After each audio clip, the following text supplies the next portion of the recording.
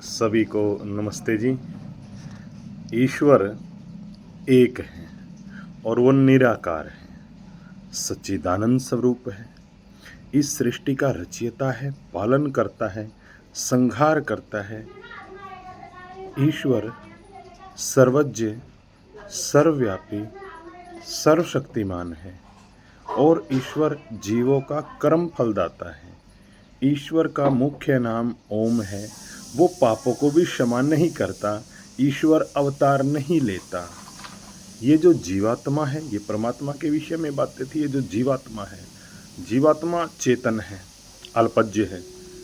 ईश्वर तो सर्वज्ञ है और ये जो हमारी जो आत्मा है, जो हमारी आत्मा है, ये अल्पज्य है, ईश्वर सर्वज्ञ है।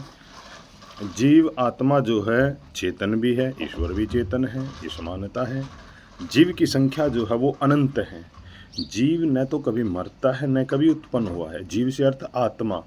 आत्मा अजर है, अमर है, अभय है।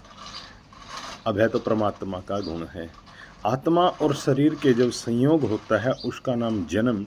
आत्मा और शरीर का जब वियोग होता है उसका नाम मृत्यु।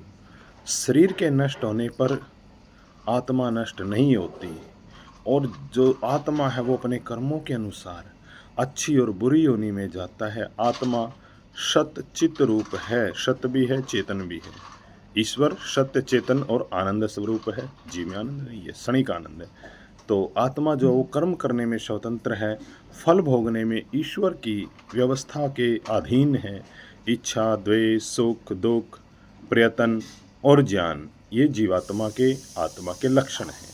और जीव जो है वो सृष्टि का निर्माण नहीं कर सकता, बल्कि शरीर के माध्यम से उसके भोग करने के लिए ये सृष्टि बनी है।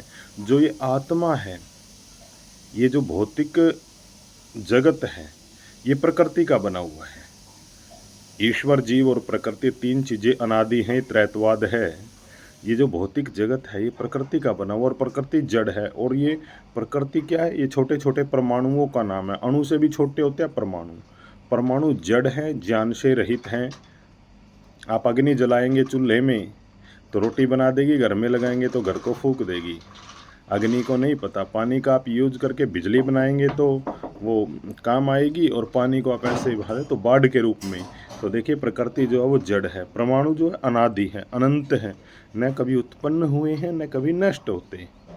जब परमाणु अलग अलग हो जाते हैं तो प्रलय हो जाती है, और परमाणुओं के संयोग से ही ईश्वर इस सृष्टि की रचना करता है।